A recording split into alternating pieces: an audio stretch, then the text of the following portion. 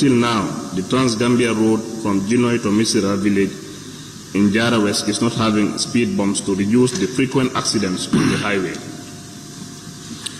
Thank you, Honorable Speaker. The Trans-Gambia Highway defect liability period has since expired. We are now in the process of building the speed humps in consultation with the police and the communities, starting with the areas of high accident rates. As a temporary measure, however, concrete barriers have been placed at the Pakalende-Mansakonko intersection and also at Saremaudo, respectively.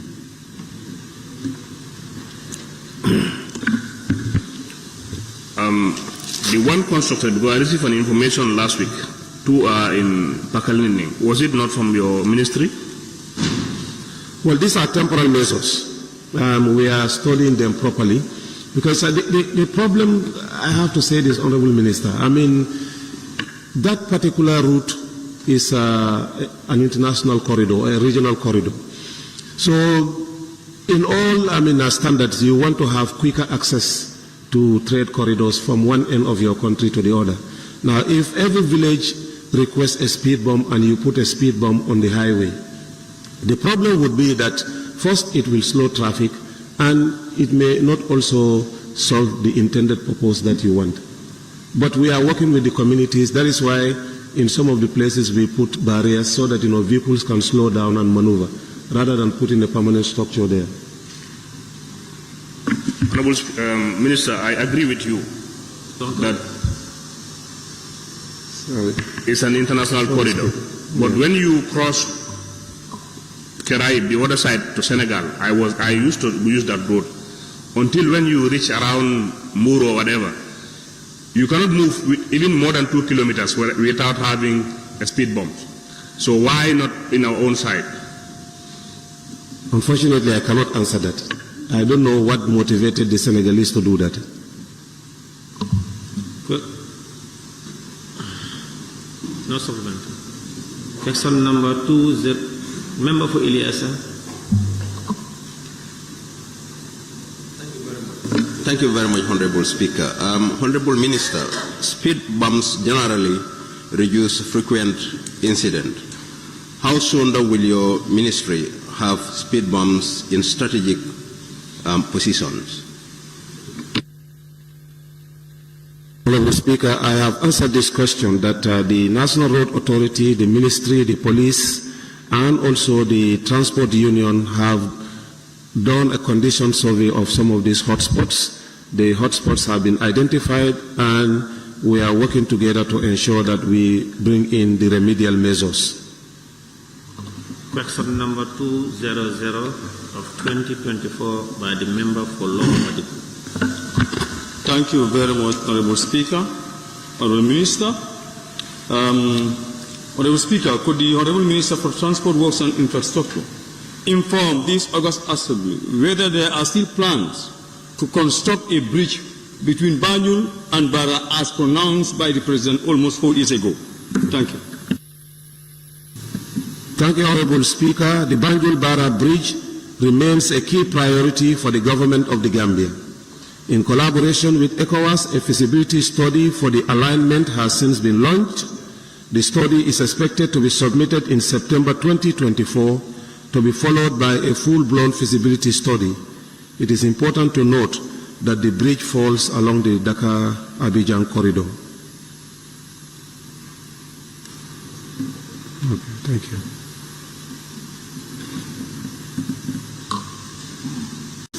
Question number 201 of 2024 by the member for Fonyi Councillor.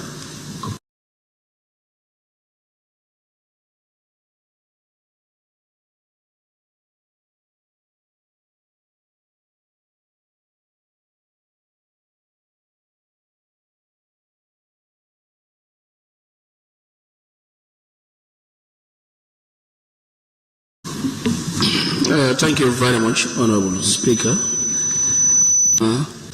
Could the Honorable Minister of Transport, Works and Infrastructure update this August Assembly about the Ministry's plans to repair the box culvert. Hence, the rainy season is fast approaching and we are in it.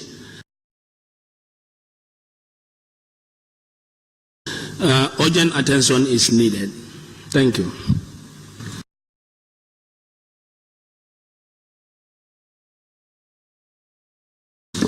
Thank you, Honorable Speaker. The inspection and cleaning of the culverts end of this month, 2024. Thank you, Honorable Minister. I visited the said area last week, and as per the 2 rains that happens, the bridge is at risk with sand. And on the other side, it is eroding and eating the main highway. And it was said last year, still the same. What urgent measures could this happen? And we all know from Soma to Brikama is a highway. Yes. Yes. I can assure you that it's a big priority. The NRA is fully aware of this, and they have set the timeline for the works to be done before the end of this month. Thank you. Question number 202 of 20. The member for Sabak Sanja. Thank you very much. Honorable Minister, to avoid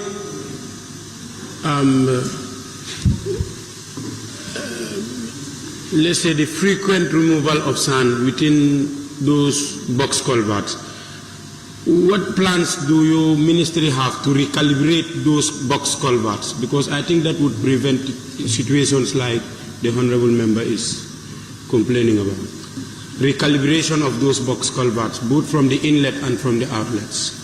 Well, that could be one option to be considered, but for immediate ease of the problem on the highway, the NRA will deploy a team there to ensure that maintenance works are done and then critical concerns raised by the communities are addressed.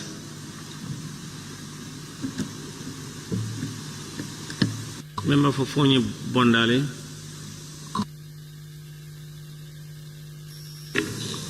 Thank you, Honorable Speaker.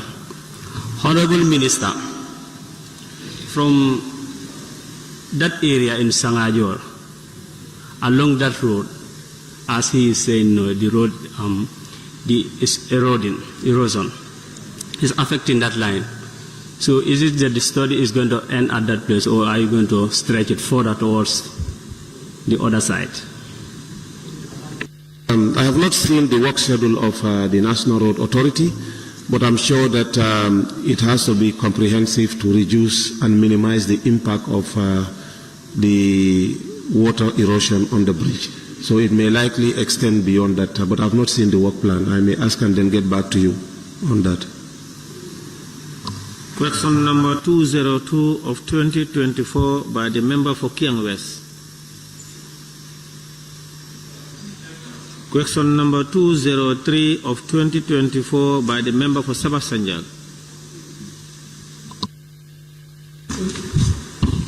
Thank you very much, Honorable Speaker. Honorable Speaker, some families in Sabah Sanjak were identified for land and structural compensation during the road construction in Sabah Sanjak.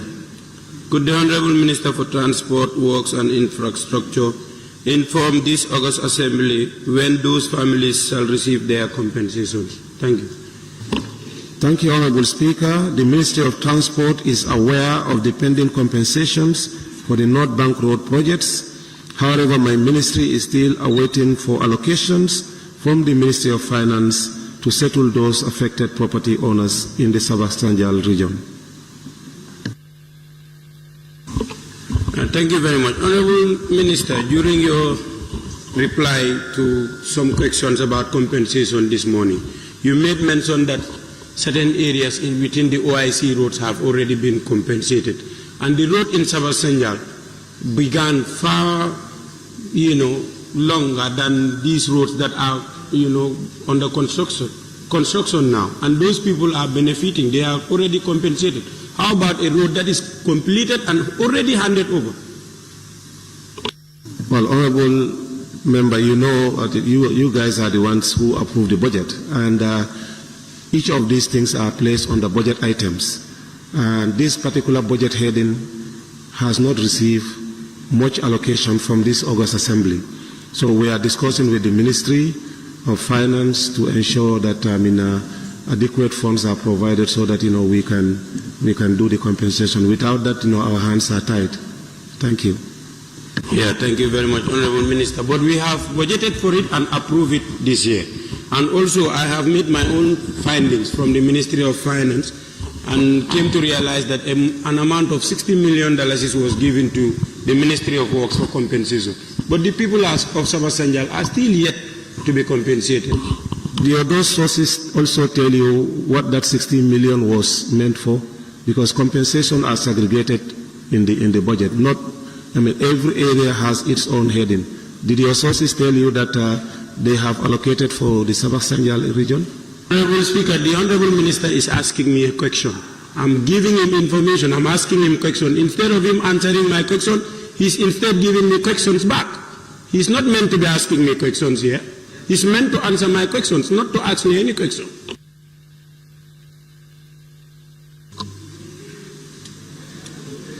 In a conversation, I'm sorry if you are offended, because sources told you that they gave us 60 million for compensation. I told you that compensation is not a lump sum. The Banjul project has its own budget heading for compensation and other areas also.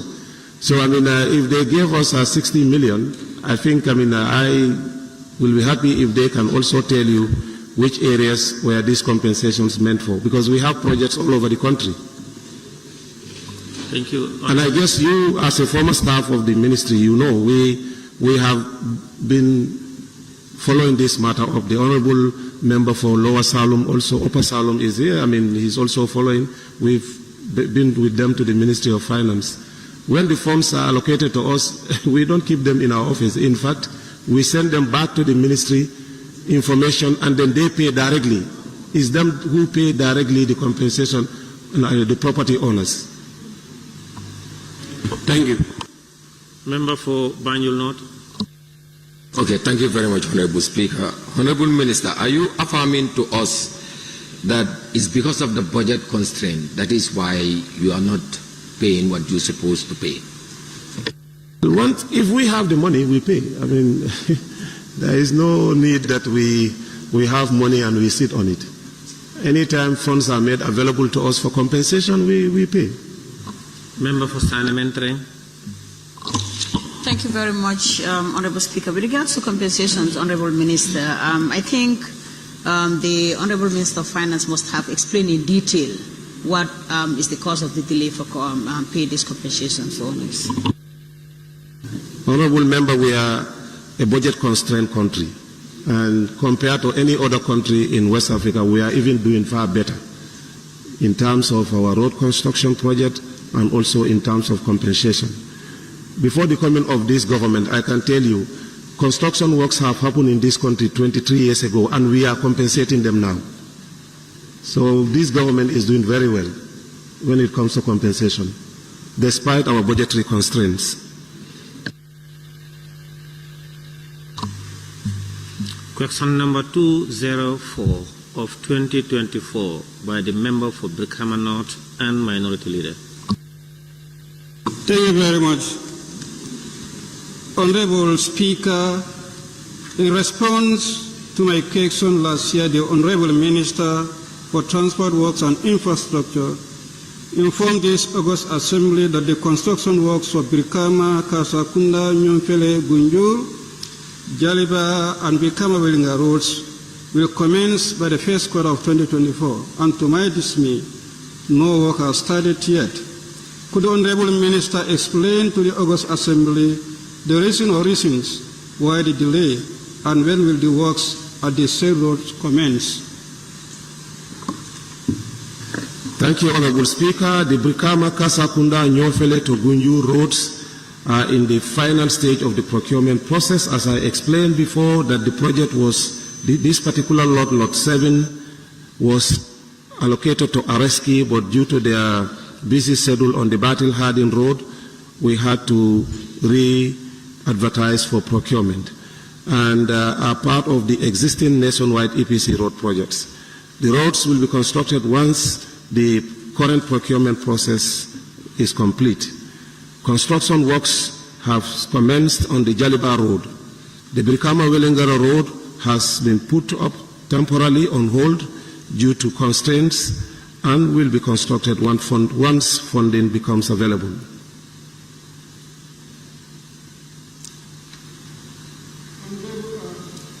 Honorable Minister, can you inform this August Assembly the contract duration for the Jalba Road that has commenced and the contractor to which the contract have been contracted to? The Jalba Road is 1 year and is part of the NRA road maintenance project, and it is awarded to Julake Construction Company, which is also a Gambian.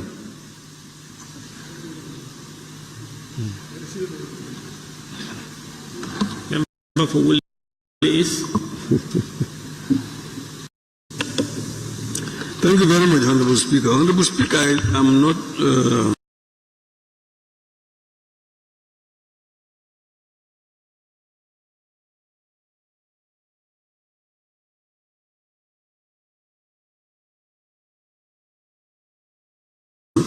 very clear about what the minister says. Is it the lack of had funds allocated for these roads? And the problem is that we all know in the run-up to the OIC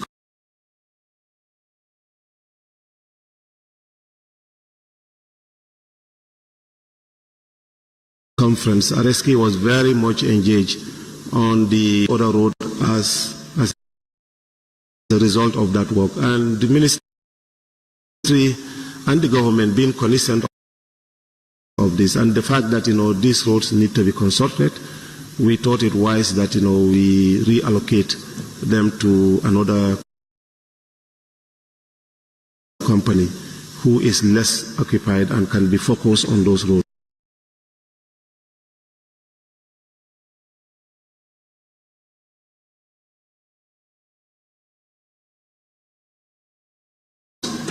To ensure that they are finished with it. Are you at the procurement stage of this particular road?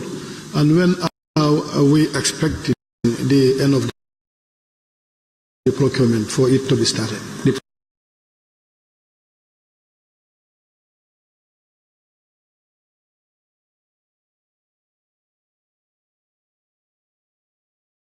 Procurement, as I've been notified, and the good thing is that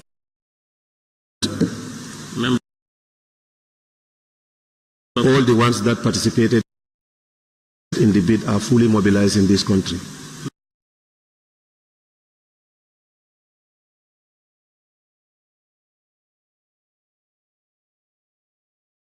Member for Janyambure.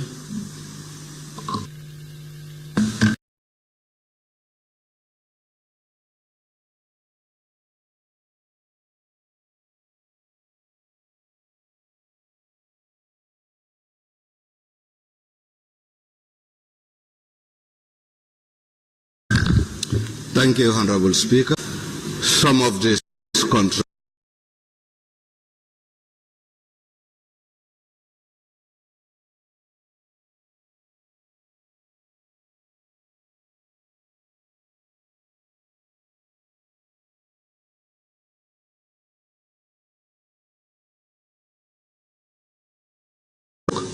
understanding that it have a specific contract works can be due to a lot of factors, especially in this country. There was a time there was a shortage of sand in this country, and people who did not understand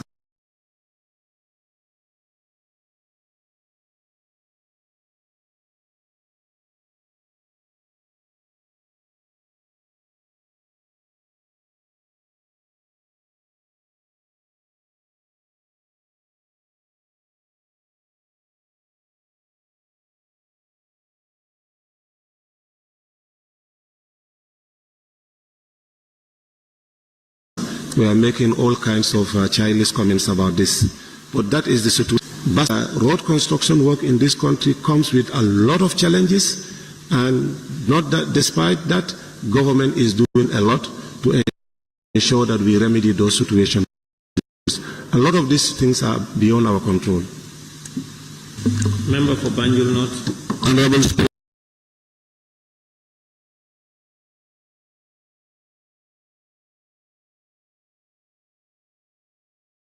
Can I observe, please, with your permission? No, there is nothing for you to observe.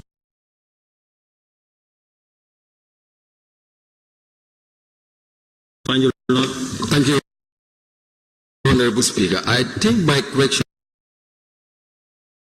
has been answered by the Minister, because it was by the member for Janjanbureh. Thank you, member for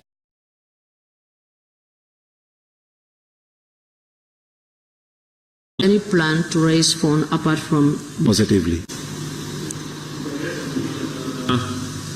Question number 205 of 2024. Honorable Speaker, I raise my turn.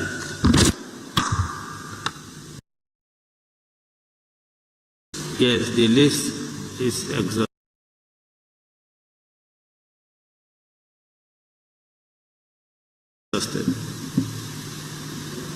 North and minority leader. Thank you very much. Honorable Speaker, ever since the construction of the new Bikama Soma Highway, residents by the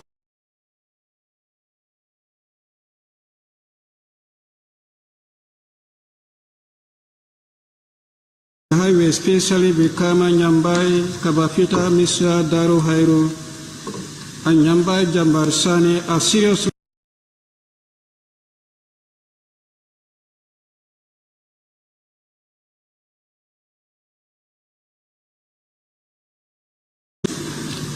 the ministry had been engaged on the matter and had a study visit to the area in 2018. Could the Honorable Minister for Transport, Works and Infrastructure explain to this August Assembly the plan to adopt Jar Oil Filling Station in Johnson area and Nyambai Jambarsan area? Thank you, Honorable Speaker. The National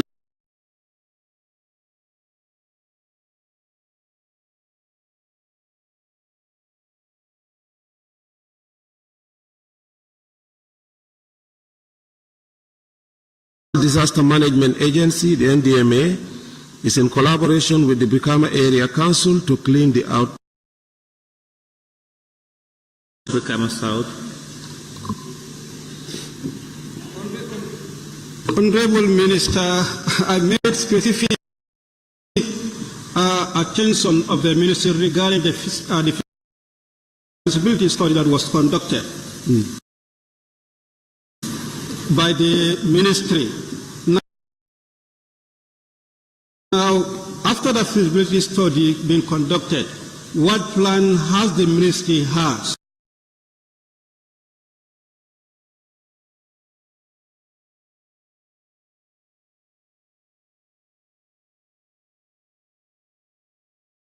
Well, the feasibility actually came out with a major observation that the drains were clogged and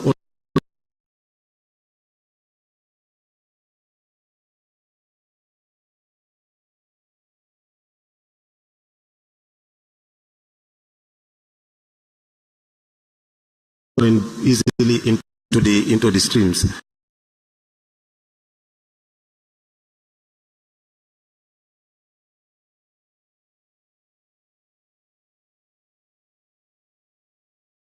However, the other perennial problem was sediment to collect the waste and then transport it to the dump site.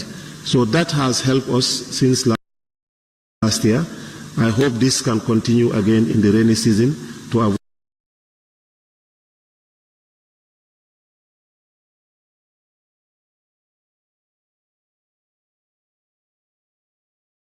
avoid the floods that were encountered.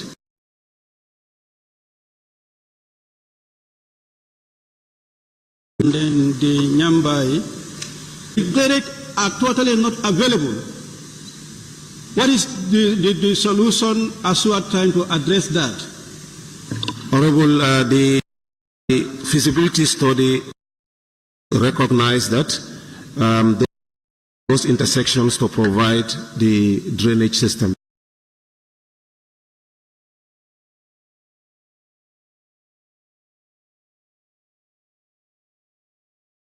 The ministry does not have the funds in our budget to, working on that, and hopefully, if that fund is available, those extension to the specific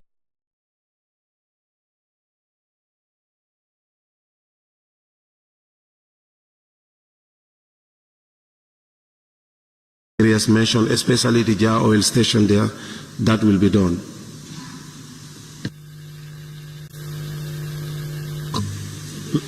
Member for Brikama South. It's okay. It has been rested. Member for Central Badiou. Thank you.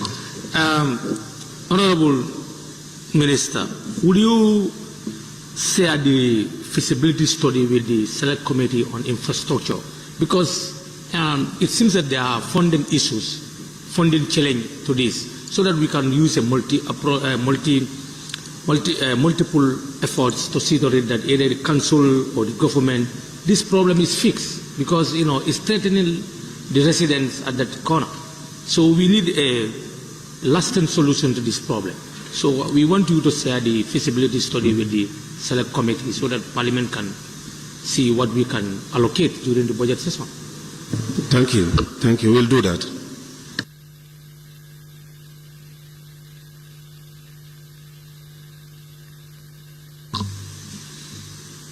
Question number 206, Member for Janyamure. Yes, please. Honorable Minister, in your response, you did said NDMA and the area council has distributed what responsibility each of these institutions are supposed to do. Can you kindly guide us through in terms of what specific responsibility is each of these institutions going to execute in case funds are available? No, that one is an ongoing work, to clear the drainage, to sensitize the community, to provide trucks on a weekly basis. NDMA sometimes provide their trucks and then fuel them, and sometimes the area councils also provide their trucks and work with the NDMA. Sometimes they approach our ministry and then we talk to the contractors and we provide them with the excavators. So that is the collaboration and the workload that is shared among them. Member for Woolly East.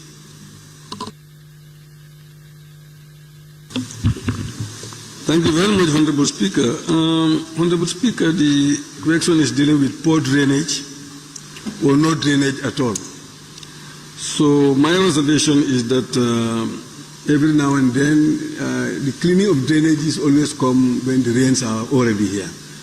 I'm not sure whether what the ministry can do to ensure that drainage starts in the dry season rather than when the rains are already here, because it's very risky for the residents. What's your take on that? Thank you, Honorable Member. That is true. It is also a concern for the ministry and the government. The problem, though, is that most of the drainage cleansing exercises are supposed to be done by the local communities headed by the area councils. But in most cases also they too have some challenges in terms of capacity.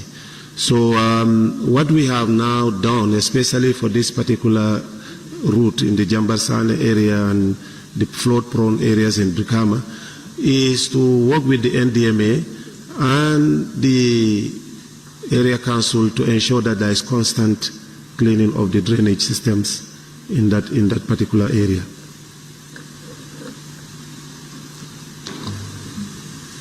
Question number 206 of 2024 by the member for Brikama North and Minority Leader.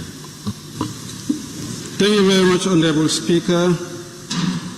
Honorable Speaker, Brikama, Bafloto, Makumbaya, Mandinaring road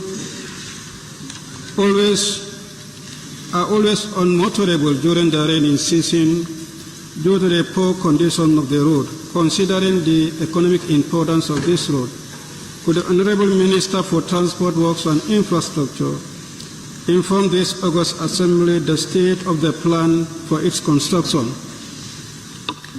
Thank you, Honorable Speaker. The Brikama Makumbaya to Mandinaring Road is among the list of roads considered for construction in the next phase of the 1,200 kilometers nationwide roads. The intention was to add this particular stretch to the Farato Bojankunda Bafloto Road project, but due to budgetary constraints, it was considered more feasible to include it in the next phase of construction.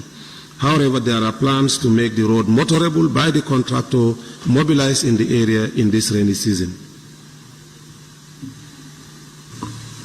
Honorable Minister, I will be very much surprised that the Farato Buffalo Road that has just commenced, well, this was planned to be part of that. When long since before you, the previous minister, had been telling us this road is even budgeted, we are only waiting for the contract to be awarded.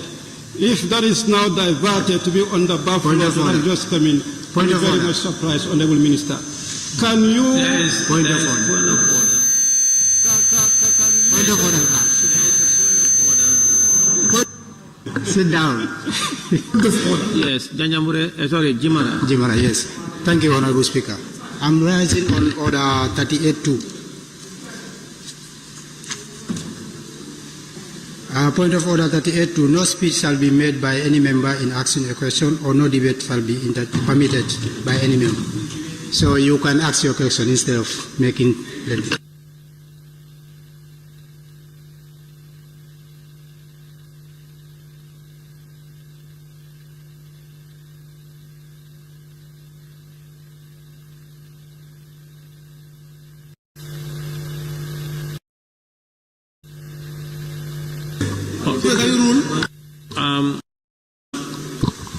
Order sustained. Honorable member, please just.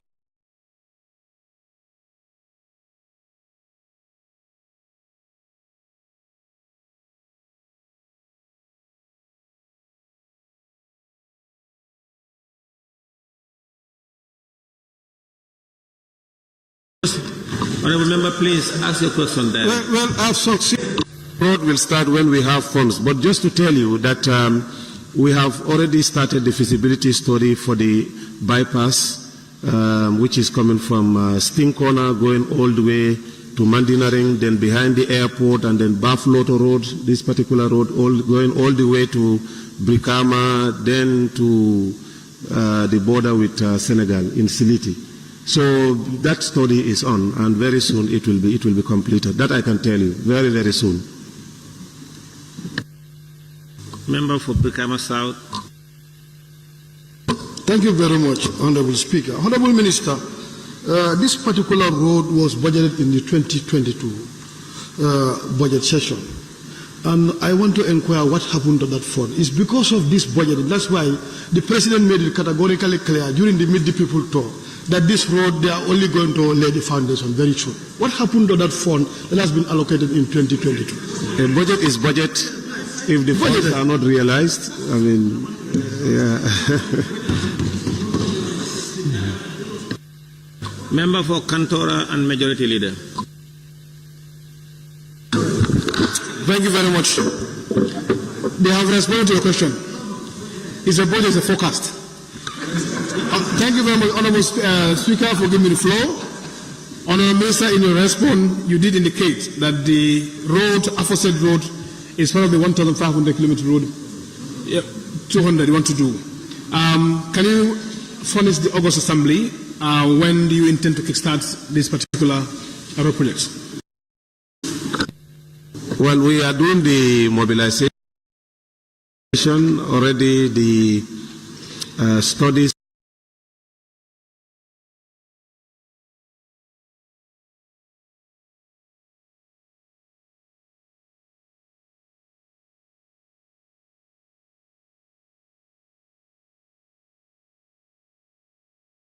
for 500 kilometers with. Yeah. Minister, you mentioned about those roads that the government is undertaking. Are you planning development support for those?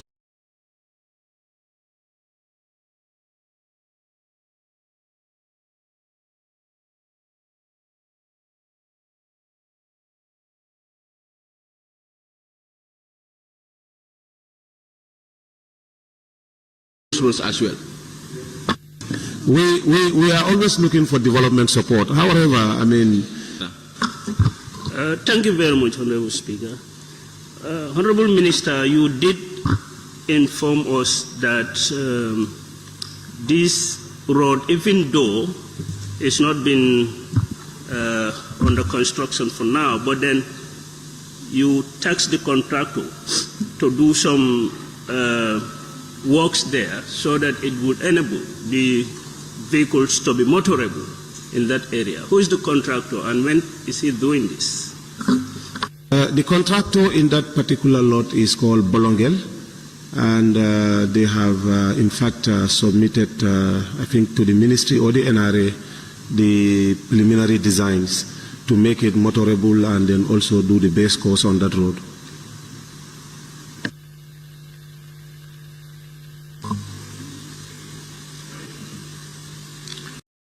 Member for Lower Fuladu.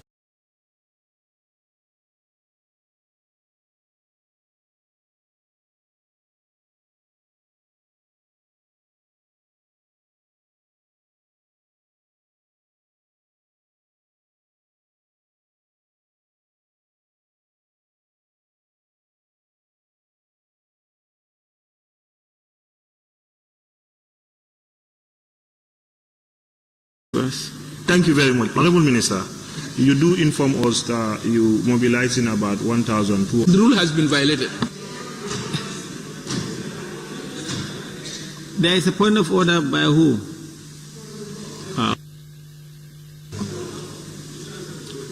Question number 207 of 2024 by member for Upper Fuladu West. Yes, thank you so much, Honorable Speaker. Honorable Minister, Honorable Speaker, Bansam Bustown Ferry Crossing Point is a nightmare for our people. Could the Honorable Minister for Transport, Works and Infrastructure inform this August Assembly about his ministry's plan to provide a new ferry service for our people? Thank you, Honorable Speaker. Kindly note that the Bansam Bustown has a motorized ferry now, and the Nyani ferry that was deployed to replace the dump ferry previously in operation at the crossing point was withdrawn for rehabilitation works at the Banjul shipyard.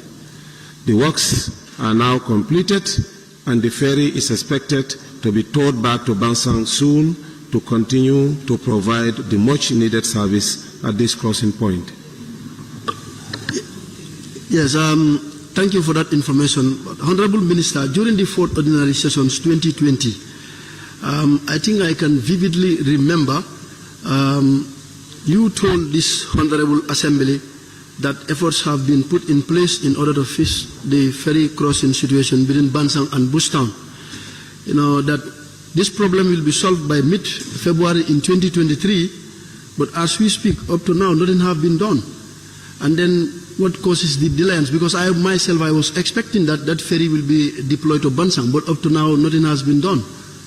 So I don't know whether it is entirely correct to say that nothing has been done. I mean, fixing ferries, rehabilitating them requires a lot of money, time, and also energy. And the good news is that we recalled the ferry, we rehabilitated it, and it is now ready to be towed to Bansang. And I can assure you that hopefully before the end of this month, because I was speaking with the MD of Ferry Services this morning, and he has informed me that they are waiting for a tugboat from the GGC to tow it. I think that should be done either before the end of this week or early next week.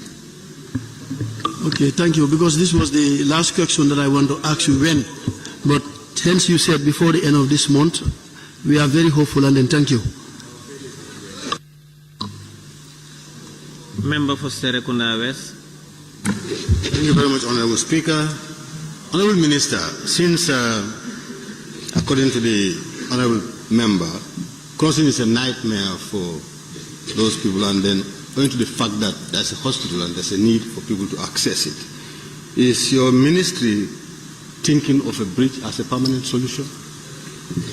Yes, we are considering that. We have had the opportunity to engage some of our partners, including the Chinese, and we are hopeful that if consideration is to be done for future infrastructure projects, hopefully that bridge would be one of the priority areas to consider. Thank you.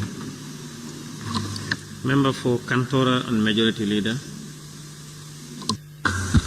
Thank you very much, Honorable Speaker. Honorable Minister, considering the burden on government in terms of addressing all these pressing concerns about ferry crossing in Bansang, would the government also look into public partnership arrangement like the Africa 50 arrangements of the bridge over there, at least to ease the burden on government?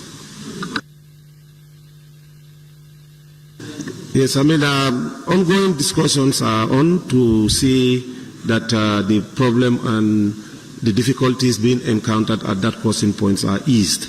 And this is through a number of measures, but not limited to private partnership options only, but even government coming in and provide adequate and reliable ferry service, but also work with our partners to see that we have a bridge.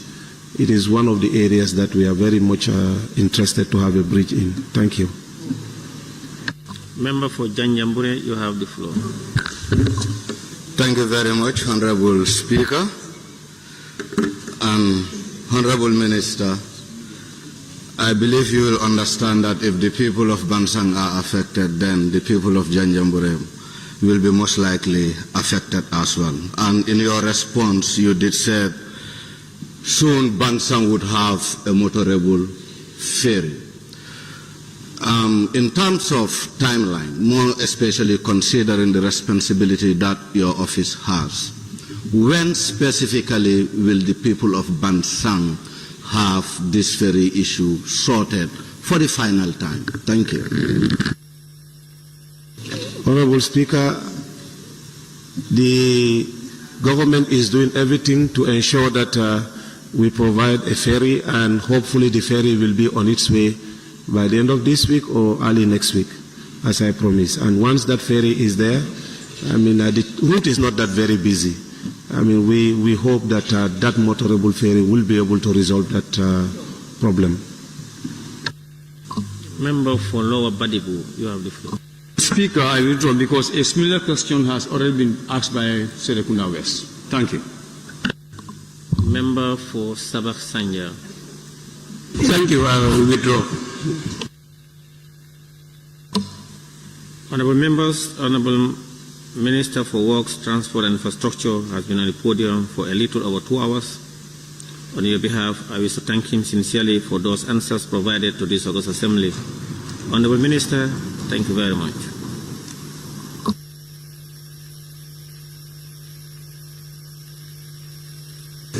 Motion.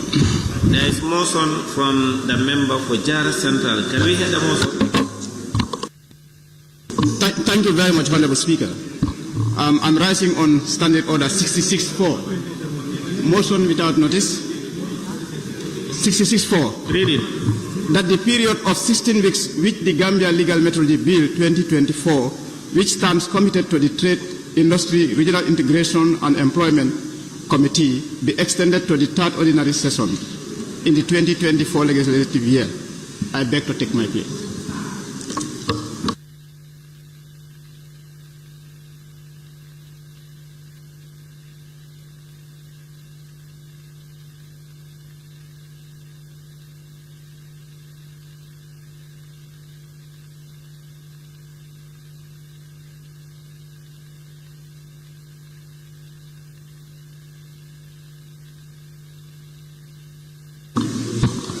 Okay, Honorable Speaker.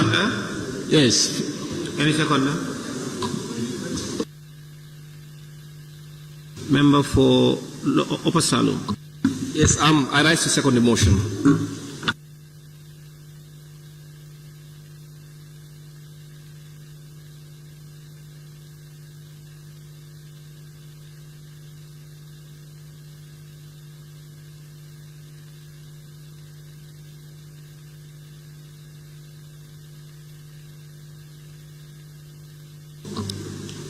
trade.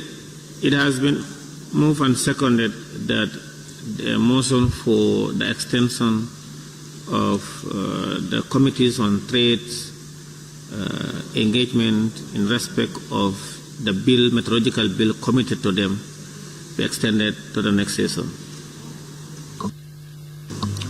Those in favor, please say aye. Those not in favor, please say no. The ayes have it. It's extended now to until next session. Clerk, we may proceed. Questions for oral answers by the Honorable Minister for Trade, Industry, Regional Integration and Employment. Thank you. The Honorable Minister for Trade, Industry, Regional Integration and Employment, you may take the podium. Questions for which due notices were given to the Honorable Minister for Trade, Industry, Regional Integration and Employment by honorable members for oral reply. Question number 159 of 2024 by the Honorable Member for Banjul North. Thank you once again, Honorable Speaker. Honorable Speaker, could the Honorable Minister for Trade, Industry, Regional Integration and Employment inform this August Assembly what resulted in the whole of about 78 trucks of cement at the Senegambia border in the late April 2024?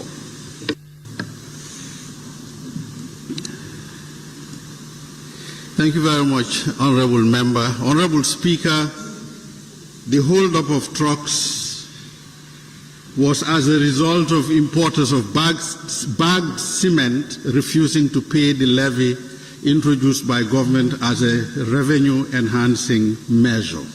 Thank you. Thank you very much, Honorable Minister. Was there any communication done before they came with those consignments to bring it to this country?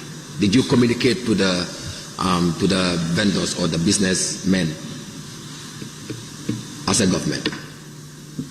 Thank you very much, Honorable Member. The communication was simultaneous with the taking of the measure. As soon as the decision was made, communication was shared with the Gambia Revenue Authority. At the time, the major players in this business were not recognized or registered, did not even have any contacts with my ministry. So we did not know them. Thank you. Are you affirming to us that all these businesses that we are affected or trucks owners that we are affected, they have nothing to do with your ministry?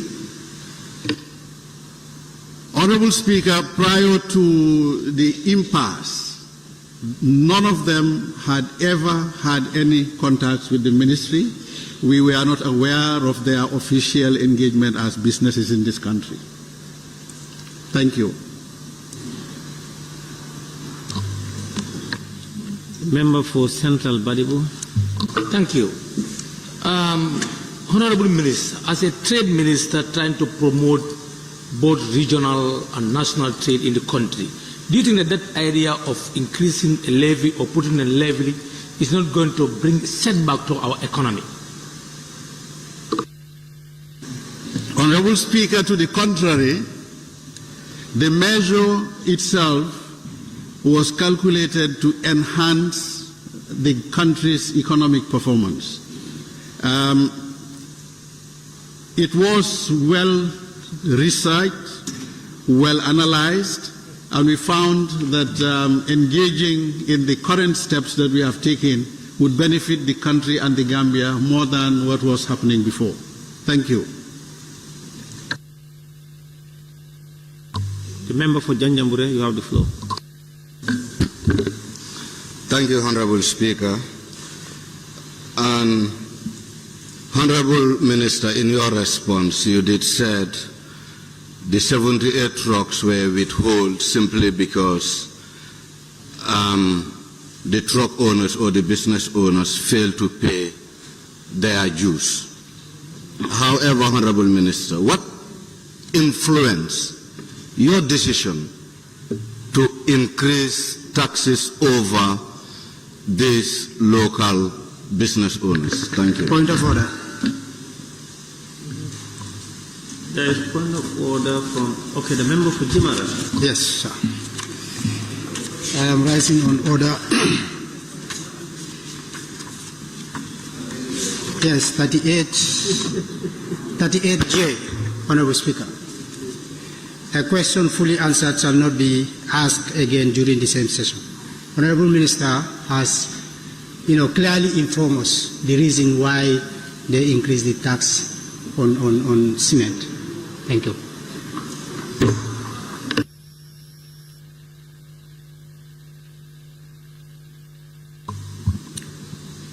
Order sustained and the question ruled out. Member for Nyani. Thank you very much, Honorable Speaker. Honorable Minister, regards the 78 trucks, don't you think that the whole of those 78 trucks has increased the price of cement, especially in the rural Gambia? Honorable Speaker, economists sometimes react differently to certain situations. In this particular case, the price of cement might have been affected during the first week of the measure as a result of some shortages in some pockets in the country. We were aware, but that was mainly because of some challenges we were facing with the distribution, resulting from reluctance by the very people who were now being asked not to go beyond the border to bring cement. So that trucking challenge created some pockets of shortages, but that was within a period of 2 weeks and it was stabilized. Currently, we have a stable industry moving on. Thank you. Nominated member Fatou Kejawara, you have the floor. Thank you very much, Honorable Speaker. Honorable Minister, in your earlier submission, you mentioned that these particular trucks were not a registered entity with your line ministry. Can you please inform this August Assembly whether this particular supplier are been in the market for quite a long time or they started newly? Honorable Speaker, thank you, Honorable Member. Like we said, because we had no contacts with them, I will not be in a position to tell you whether they were in the market for long or not. Member for Lower Badibu, you have the floor. Thank you very much, Honorable Speaker. Honorable Minister, don't you think the increase might not lead to the monopoly of the industry, which might further lead to the increase of price? Honorable Speaker, my understanding of monopoly is mono refers to a single company or industry or institution being responsible for a certain product. In the case of cement, we have 3 factories at the moment, 2 rebagging, 1 producing from scratch, and we have been consulted by several people, including some people who were in the trucking business from across the border, who are currently working with us to establish even production centers of cement in this country. So it has not been a recipe for a monopoly. We have 3 already on the ground. Thank you. Question number 160 of 2024 by the member for Upper Salu. Thank you very much, Honorable Speaker. Honorable Speaker, could the Honorable Minister for Trade, Industry and Regional Integration inform this August Assembly about the successes and the constraints registered in the implementation of the YEP project in various regions to help reduce illegal migration? Thank you very much, Honorable Speaker. Honorable Member, the Youth Empowerment Project was a project funded by the European Union, implemented by the International Trade Center in close collaboration with the Ministry of Trade, Industry, Regional Integration and Employment, and the Ministry of Youth and Sport, highlighting its successes and the key challenges encountered over the period from 2017 to 2023. Successes registered on job creation and sustenance. I would like to report that YEP successfully created 4,292 jobs for our youth, providing them with meaningful employment opportunities. In addition, through institutional support, the project managed to sustain 3,736 jobs, ensuring that young individuals continue to contribute to the economy and support their families. On supporting and training, the project extended support to 5,888 youth across the country. These 5,888 young people benefited from entrepreneurship services and business support, fostering a culture of innovation and self-reliance.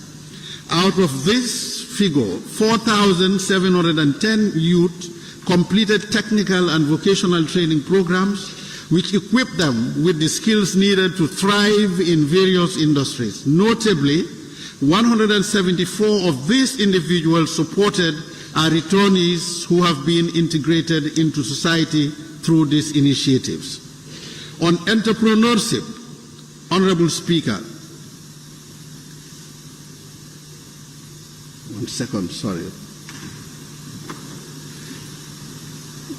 On entrepreneurship and access to finance, YEP played a pivotal role in enhancing the capacities of micro, small and medium enterprises. A total of 1,221 MSMEs participated in market linkage activities, and 1,449 MSMEs improved their productive capacities through the YEP activities. Additionally, 394 MSMEs have been sensitized on quality improvements and food safety, aligning them with international standards and boosting their competitiveness. On sector development, the project facilitated the participation of 339 stakeholders in sector development initiatives, fostering collaboration and knowledge sharing. This collective effort was crucial in driving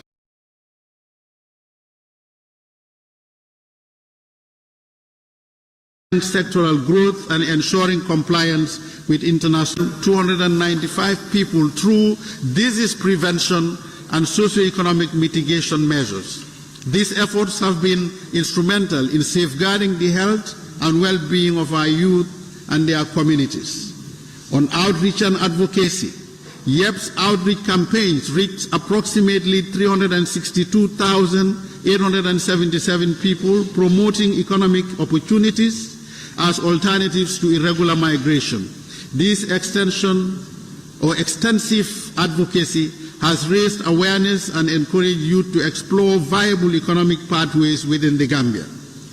Challenges encountered in the implementation of the project. Resource allocation. One of the primary challenges has been balancing budget constraints while maintaining the quality and scope of activities. Ensuring extended funding for all planned initiatives and responding to emerging needs required careful financial management.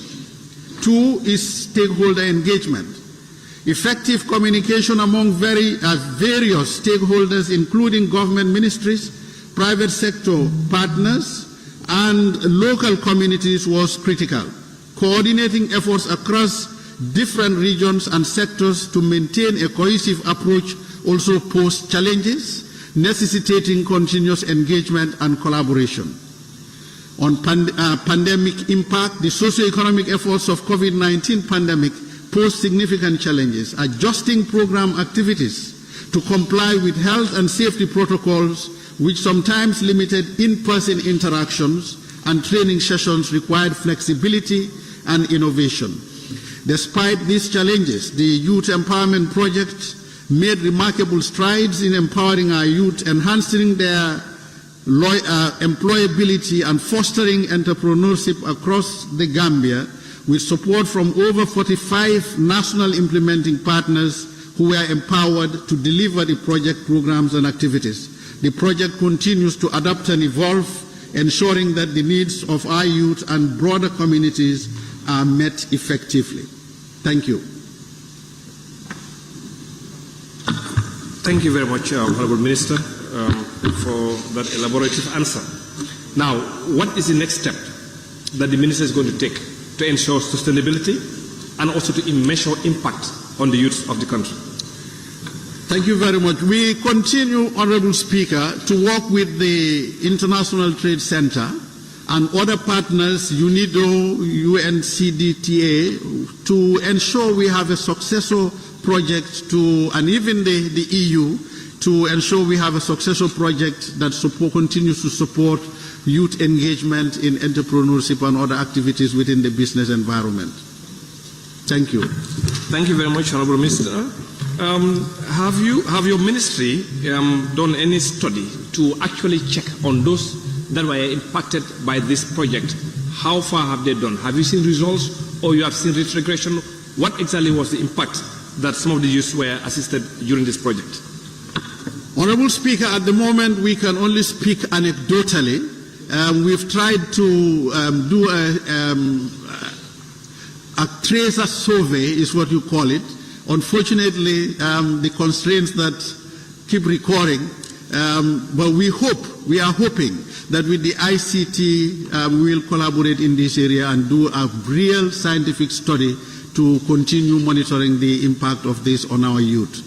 But anecdotally, we are satisfied because we had already established relationship with them. We know them, we know where they are. We can go out there and see what they are doing, but it's not a scientifically studied one. Thank you. Thank you very much, Honorable Speaker. Yeah. Yeah. What's going on there? Thank you. The member for Central Badibu, you have the floor. Thank you. Honorable Minister, can you help us with the data, like these youths that have been supported regionally? Can you supply us with the data of a list? Honorable Speaker, I have taken note and we will try to share the data with the Assembly. Thank you. Member for Janjambure, you have the floor.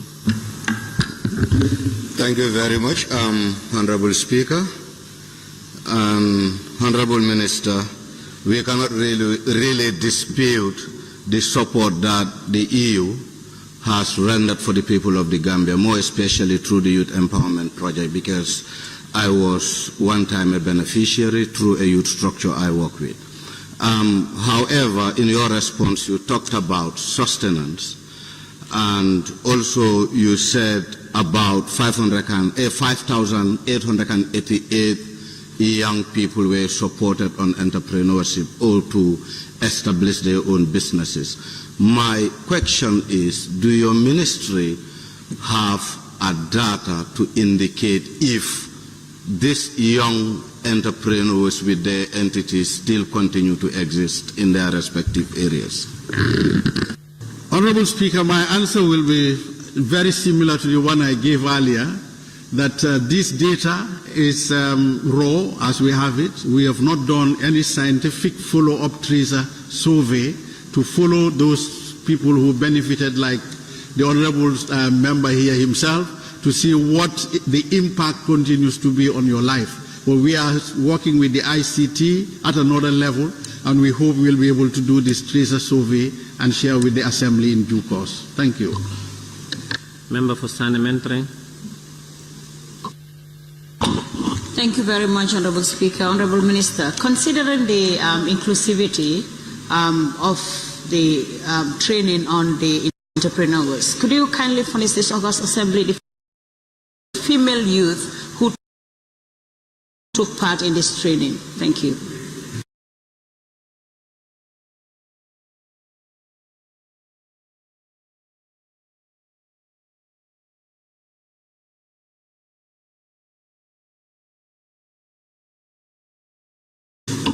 Honorable Speaker, when we share with... Before Janjambure speak before me, he always asks my question.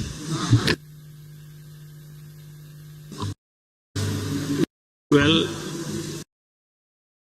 you need to warn him.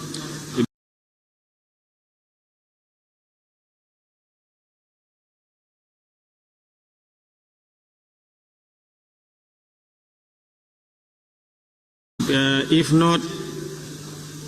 not, make so that there are guard men denying him entering Banjul. Honorable Speaker, I have never raised my tag on this issue. Thank you. Thank you. That must have been an omission from my team. Thank you. Question number 161. Please. Question number 161 of 2024 by the member for Upper Salo. Thank you, Honorable Speaker. Honorable Speaker, could the Honorable Minister for Trade, Industry and Regional Integration explain to this August Assembly why there exist only few manufacturing industries in the Gambia and what efforts the Ministry is undertaking to reverse this trend so as to increase exports and domestic consumption of local products? Thank you very much, Honorable Speaker. Thank you very much, Honorable Member. The Gambia's manufacturing sector has a very small base, focusing mainly on production for the domestic market and utilizing a limited range of skills and technologies. Albeit, there are significant opportunities which could be exploited by the manufacturing sector based on the import substitution opportunities which are clear from the substantial imports of manufactured goods and processed foods for the tourist and national populations and on the regional market with established distribution channels developed through the existing re-export business. However, much needs to be done to promote the manufacturing sector in the Gambia. In the past, the government concentrated on the promotion of the services sector to catalyze national development, and this led to limited investment in the manufacturing sector. In addition, the size of the market and the cost of manufacturing, including high cost of electricity, was a disincentive to investment in the sector. The high cost of production led to closure of some manufacturing units in the country.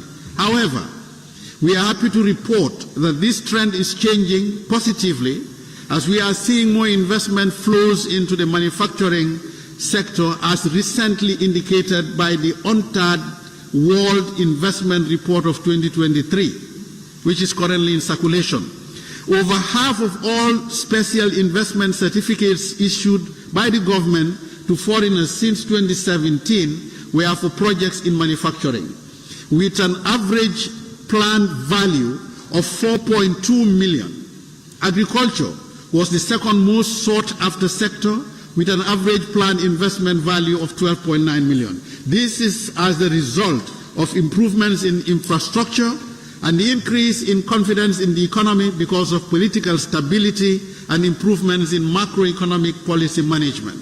In addition, the gradual opening of the regional and continental market is giving hope to potential investors to invest in the economy with high expectation of accessing those markets.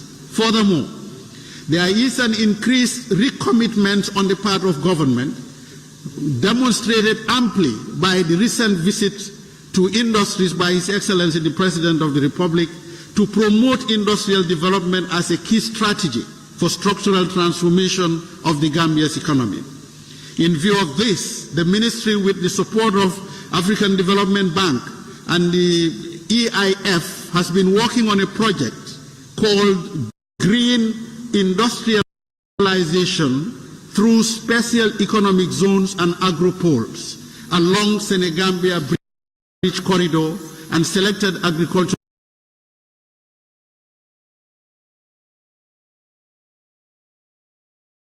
growth centers. The objective of this project is to enhance Gambia's export base. The Ministry is also considering the establishment of an organized industrial estate around URR for ease of access to the ECOWAS market. All these initiatives are part of the Gambia's UNIDO country program signed by the government of the Gambia and UNIDO in 2021. Thank you.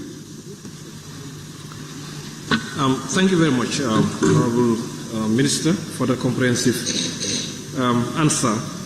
But in terms of policies, like also market service, access to markets, or collaboration with the Ministry of Agriculture, particularly in the area of fisheries, what exactly is the Ministry trying to do in that particular area, specifically the fisheries industry?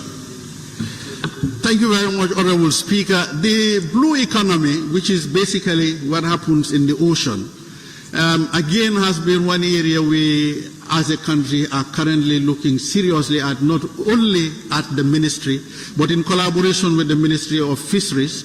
We have started talking about this recently. In fact, as recent as last week, there was a convergence in Tanzania with the minister responsible for maritime agencies attended. Honorable Silla was at this meeting. The discussion was around the blue economy, and we are very much, as a country, committed to exploiting what resources the ocean has to offer the country.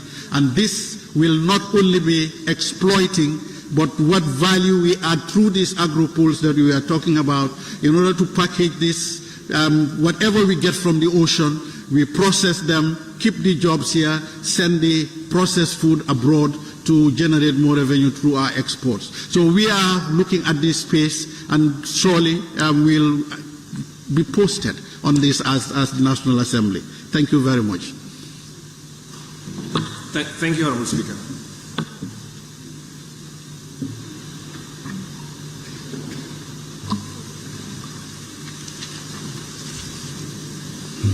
The member for Fonyi Bintang Karanai. Thank you. Honorable Minister, it was part of the campaign promises for the Coalition 2016 that they are going to come up with many manufacturing industries for the Gambia. Now, what are the local products that this manufacturing industry you speak of? What kind of local products are they going to process generally? Honorable Speaker, the question, if I understand it, is what manufacturing, what local manufacturing this country has to offer. Currently we are, if I can give it to you in two categories, we are currently doing a lot of value addition with food, our cereals. We are not only consuming all of it here, we are even exporting a lot of that, and we want to see that increase. And that's one of the reasons this government is paying attention to our relationship with the United States along the AGOA. That is, no, unless you don't want, yeah, okay. No, Minister, Honorable Minister. Yes, please. Honorable Minister, please always address the Speaker and do not respond to their side talks. Thank you, Honorable Speaker. The point I was making, honorable members, is that we are adding value to our cereals at the moment. Local manufacturing is so extensive. I can tell you we have more than 30 companies in this country. Some of them have closed as I speak, but they have been in manufacturing. They have been given licenses to even export what they were manufacturing. I was focusing on food just to say the basics, to show that this country has a lot of things to do with the products that are coming from the Ministry of Agriculture. The second level of the answer was going to be what we intend to do. This country, we are talking about revenue. For years, our groundnut has not been going to the markets we targeted, which are the EU market and now the Chinese market.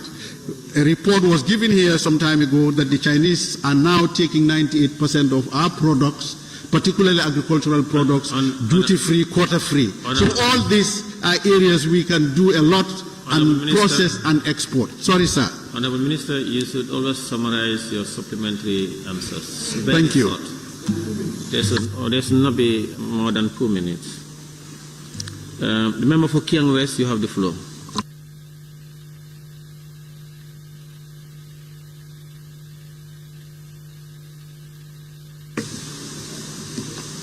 Honourable Minister, from the recently concluded OIC summit, can you give us a brief highlight about the manufacturers or the industrial investment forums that you've engaged on?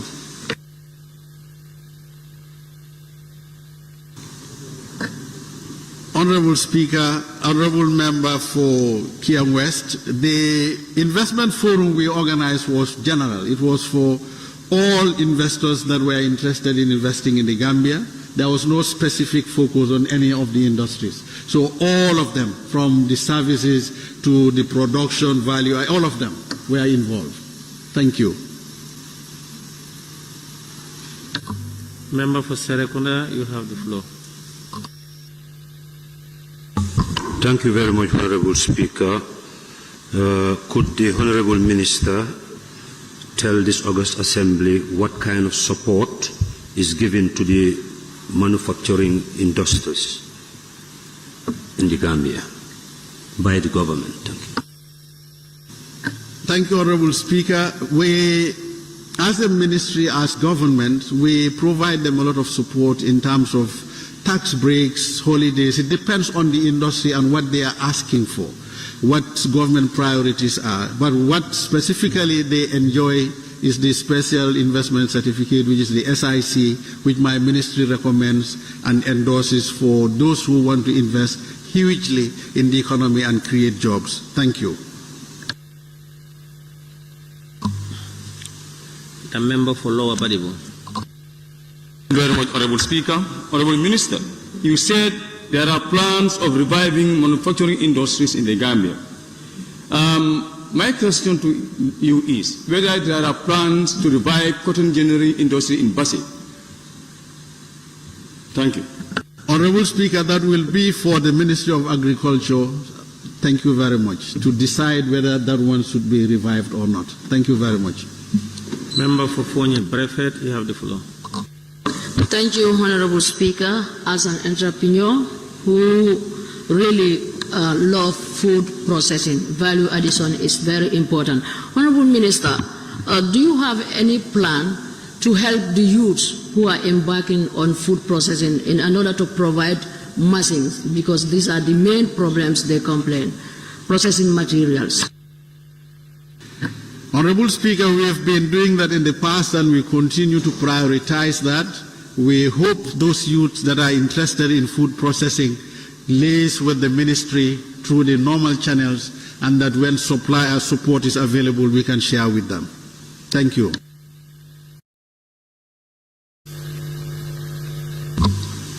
Thank you. Section number 162 of 2024.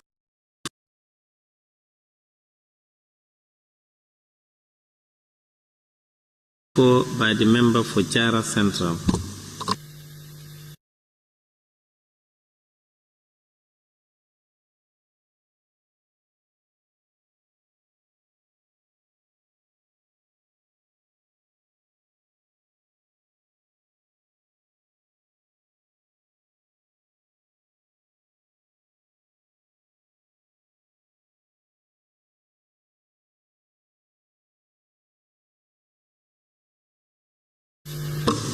Thank you very much, Honorable Speaker.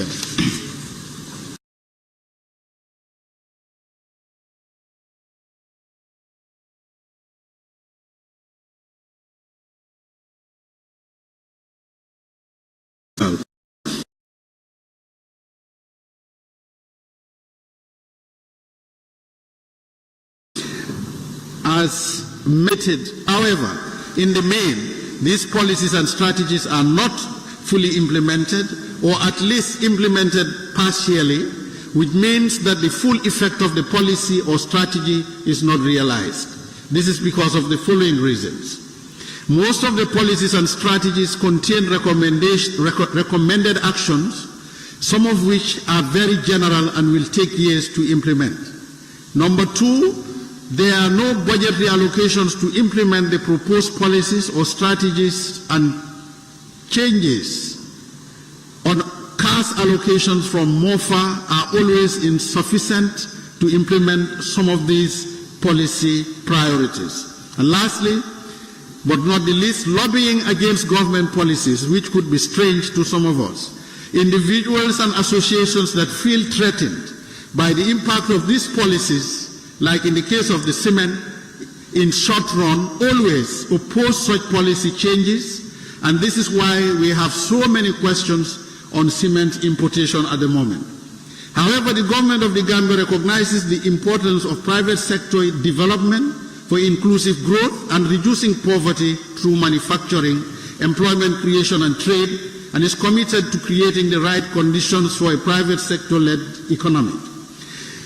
The long-term aspiration is to increase the industrial sector's contribution to the GDP from 11% to between 25 and 30%. In recent times, we took initiatives to strengthen the performance of existing sectors so that Gambian businesses can access markets where we have preferential market access, as well as devise strategies to support new sectors, and for each identified product, assess whether the public sector can assist to remove their trade barriers directly or indirectly. Thank you. No further supplementary question. Member for Kiang West, you have the floor.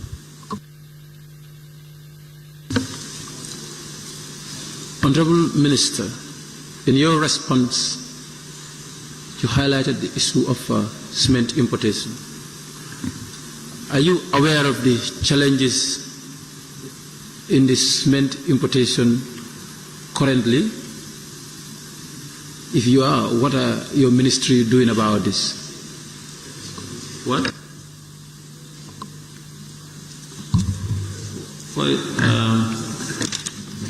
Wait, Minister, wait.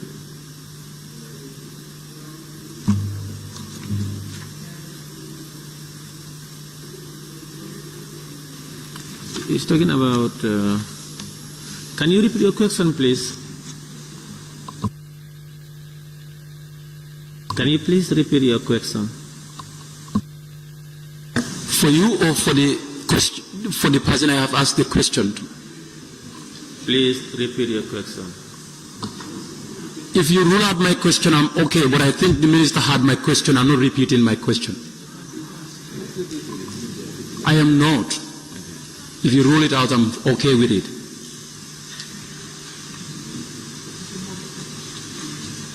All right, thank you.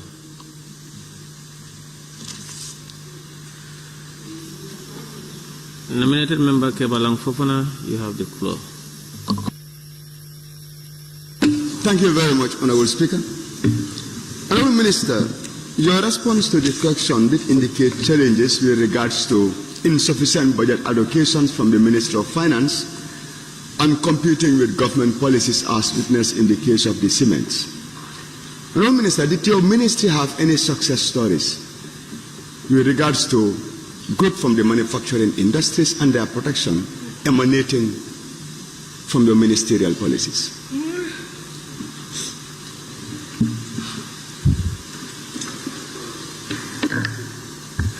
I'm not sure Honorable Speaker, I'm not sure I understand the gist of the question. Sorry. I can repeat.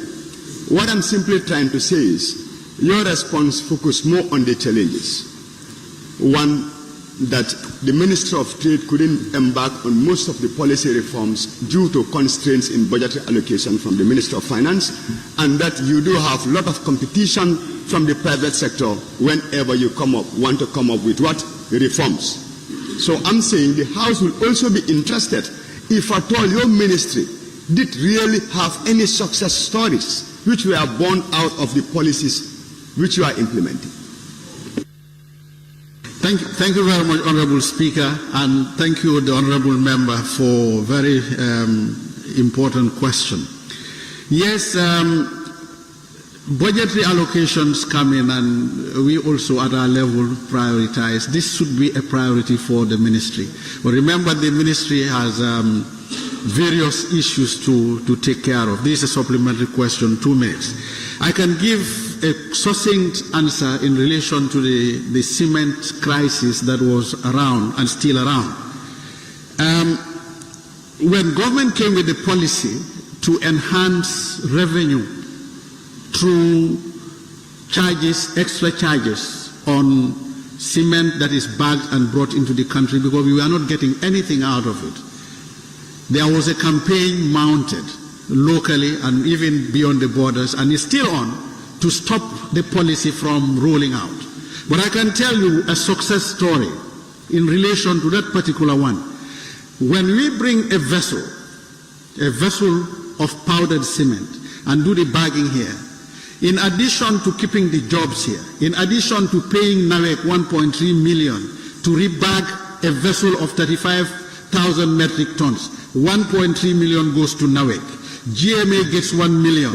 The company that brings the powdered cement pays to GRA and Ports Authority something in the region of 25 to 30 million per vessel. You cannot get that in the whole year. According to the statistics in Asikuda, the whole of 2023, the total that was received from bagged cement across the border was 26 million. So one vessel is equivalent what the whole year GRA received, ports received from bagged cement crossing the border. So which one is more economically viable? Which one is the Gambia government going to go with? We will bring the vessels. Thank you. Member for Sabasanjal. Thank you very much, Honorable Speaker. Honorable Minister, thank you for that swift response. It has really raised concerns to the members of the public that that policy is affecting employment. What comparison will you give as far as the creation of employment is concerned? Because many people say that the policy implementation has deterred many people from their jobs. Thank you. Thank you, Honorable Speaker, Honorable Member. The jobs that we are protecting are not in this country if we are bringing bagged cement. The jobs are across the border. Our research has confirmed that some of the companies that we are involved in the trade, we are not even registered in this country.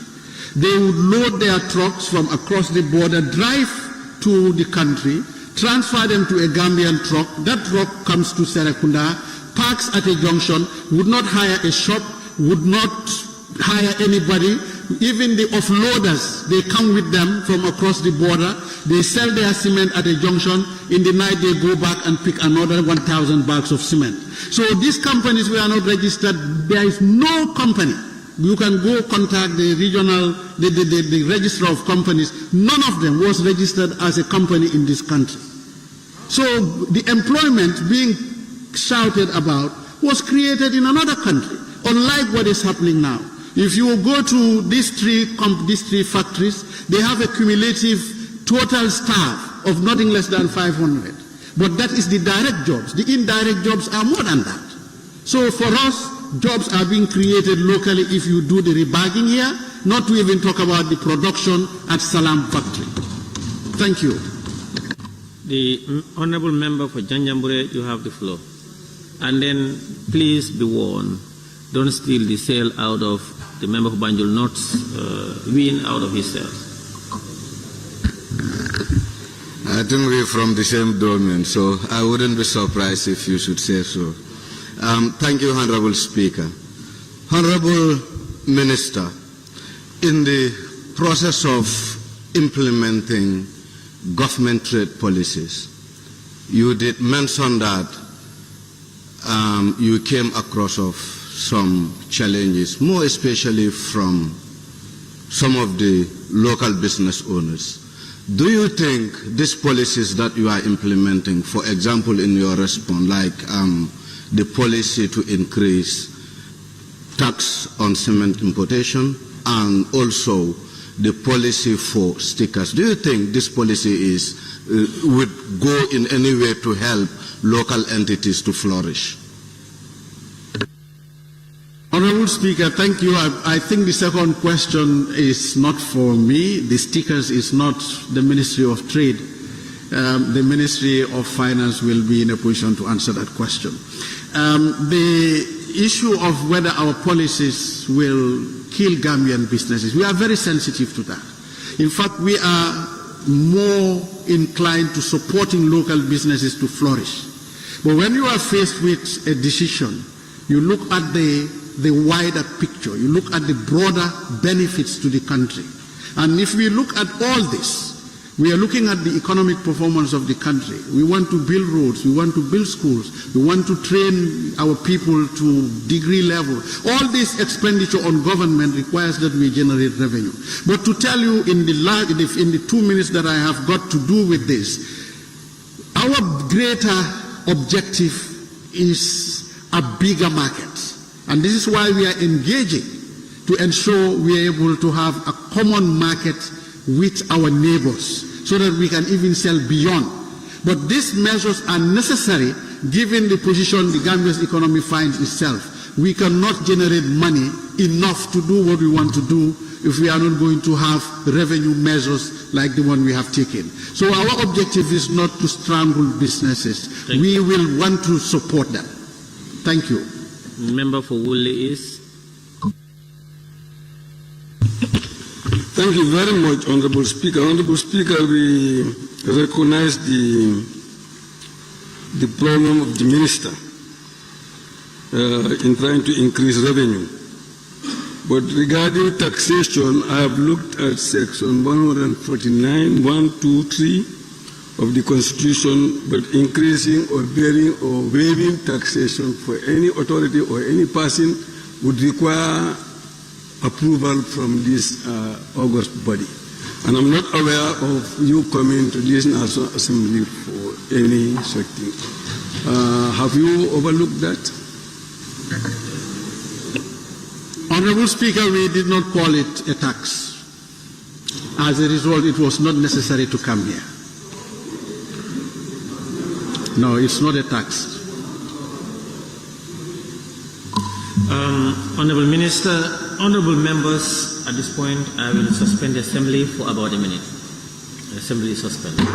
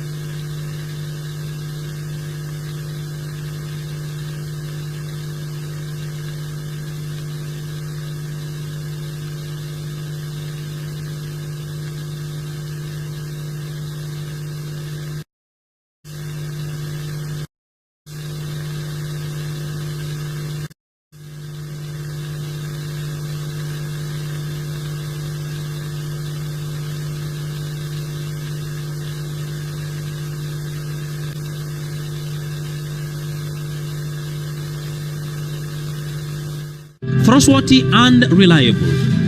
At your